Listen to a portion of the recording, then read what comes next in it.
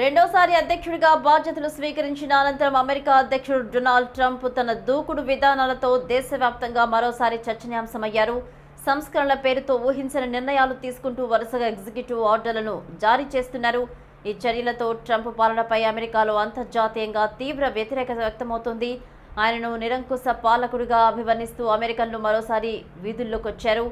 No Kings పేరుతో దేశవ్యాప్తంగా నిరసనలకు పిలుపునిచ్చిన పౌర సంఘాలు ట్రంప్ విధానాలపై మండిపడుతున్నాయి.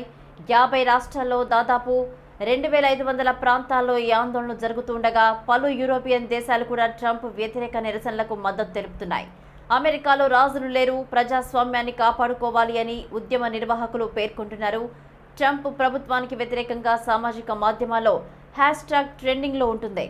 ఇటు పాలనా సంస్కరణల పేరుతో ఎలన్ మాస్క్ నేతృత్వంలో డోజ్ అనే ప్రత్యేక సంస్కరణ కమిటీని ఏర్పాటు చేసిన ట్రంప్ ప్రభుత్వం వేలాది మంది ఉద్యోగులను తొలగించింది.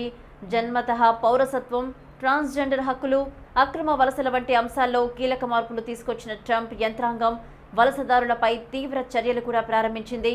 ఈ క్రమంలో వలసదారుల ఇళ్లలో సోదాలు, అరెస్టులు జరగడం, నిరసనకారులను అణిచివేసేందుకు జాతీయ బలగాలను మోహరించడం వంటి పరిస్థితులు దారుణంగా మారాయి.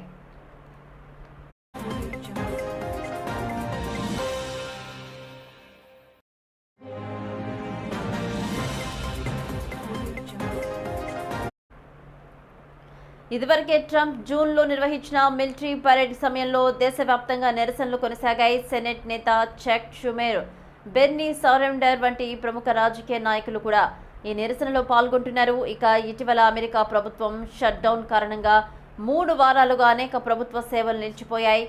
లక్షలాది మంది ఉద్యోగులపై షట్ డౌన్ ప్రభావం చూపుతోంది. ఈ పరిణామాలు ప్రజల్లో మరింతగా ఆగ్రహాన్ని రగిల్చినట్టు తెలుస్తోంది. తాజాగా నిరసనల నేపథ్యంలో పలు రాష్ట్రాల గవర్నర్లు కూడా అప్రమత్తమయ్యారు. ముందస్తు చర్యగా జాతీయ బలగాలను రంగంలోకి దించారు. పలు ప్రాంతాల్లో నిరసనకారులు ట్రంప్కు వ్యతిరేకంగా నినాదాలతో ర్యాలీలు నిర్వహిస్తున్నారు.